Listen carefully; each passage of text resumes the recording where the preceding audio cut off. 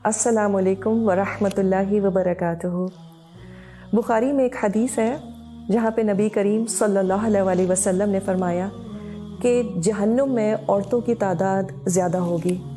Women will form the majority of the people of hell. इस बात से अक्सर औरतें बहुत डिस्टर्ब हो जाती हैं। अब वो कहती हैं ये कैसे हो सकता है, हम इतना कुछ करते हैं अपने ख़ानदानों के लिए और हम फिर भी जहन्नुम में सबसे ज़्यादा होंगे। इस इशू को डील करने के लिए दो तरीक़े हैं।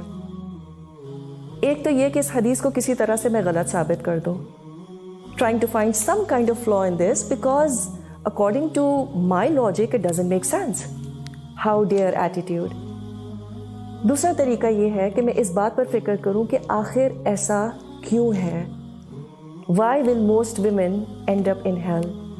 तो हमें नबी करीम सल्लल्लाहु अलैहि वसल्लम ने इसकी वजूहात भी बता दी। और एक वजह यह है कि औरतें शौहरों की शुक्रगुजार नहीं होती। They're not grateful to their husbands. अब सवाल ये पैदा होता है कि किस बात का शुक्र, ये कि वो मुझे मारते नहीं हैं दूसरे मर्दों की तरह, या मुझे सुबह शाम खाना खाने को देते हैं, मुझे कपड़े बनाने देते हैं, ये तो सब मैं खुद ही अफोर्ड कर सकती हूँ। क्या मुझे जहन्नुम में इसलिए फेंका जाएगा? तो फिर मैं क्या कर सकती हूँ। सवाल ये पैदा होता है कि क्या आपके शौहर सिर्फ एक ब्रेड विनर की जिम्मेदारी ही पूरी करते हैं? क्या उन्होंने कभी आपकी परेशानी में आपको अच्छा मशवरा नहीं दिया? क्या उन्होंने कभी आपकी बीमारी में आपका सर नहीं दबाया, आपका ख्याल नहीं रखा? या आप थकी भी हो तो शायद आपको पानी ला के दे दिया हो, आपके लिए कॉफ़ी बना दी हो, किचन में आकर ज़रा हाथ बटा दिया हो, कुछ नहीं तो साथ आकर खड़े हो गए हो just to give you company. बच्चे जब तंग कर रहे हो तो उनको समझाया हो कि देखो मामा does a lot for you, be nice to her. शायद बीच रात में कभी आपकी तबीयत ख़राब हो गई हो और वो उठकर फार्मेसी से आपके लिए दवा ले आए हो। शायद घर की कभी उन्होंने ग्रोसरी कर दी हो, और ये भी हो सकता है कि एक आध दफ़ा ग्रोसरी बैग में से आपकी फेवरेट चॉकलेट निकल आई हो। क्या कभी ऐसा नहीं हुआ कि घर में खाना होने के बावजूद उन्होंने कहा हो चलो let's go out for dinner? क्या ये कभी नहीं हुआ कि घर की छोटी मोटी चीज़ें, कोई नल का ख़राब हो गया हो और उन्होंने अपना आधा संडे उसको ठीक करने में लगा दिया हो? और क्यों? क्योंकि आपको परेशानी हो रही थी। And I can keep going on and on. हाँ, ये बिल्कुल हो सकता है कि ये तमाम बातें आपके शौहर ना करते हों। सब शौहर इतने एक्सप्रेसिव नहीं होते। तब भी अगर हम उनकी ज़िंदगियों को देखें तो आम तौर पर सुबह से शाम तक वो जो इतनी मेहनत करते हैं, किसके लिए करते हैं? और क्या ये आसान है? हम कहते हैं सब मर्द करते हैं, what is the big deal?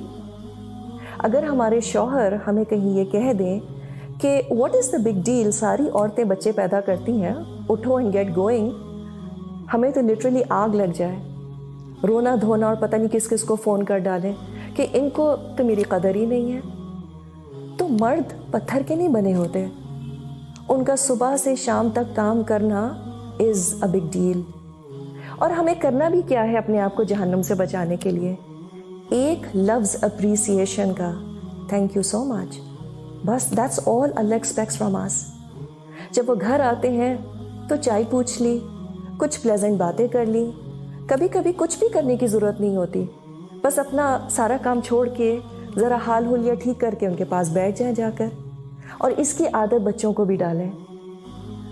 कभी माएँ पिकनिक वगैरह पर अपने बच्चों के साथ क्रिकेट खेलने की कोशिश करती हैं, तो मैं तो एटलीस्ट अपने बच्चों को कहती हूँ देखो इजी बॉल कराना please.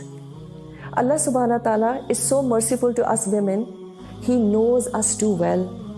Sometimes he gives us such easy balls to play, मगर हमारा सारा फोकस किस बात पे होता है? But why. थोड़ा सा ज़रा हाउ भी देख लें। It can't get easier than this. And to think of it, अल्लाह ने छोटी छोटी बातों में हम औरतों के लिए इतने बड़े बड़े रिवॉर्ड्स रखे हैं। अल्लाह को ट्रस्ट करके तो देखें। It's all about how we perceive his commands. So the trick is to forget about why and focus on how. It doesn't get simpler than this.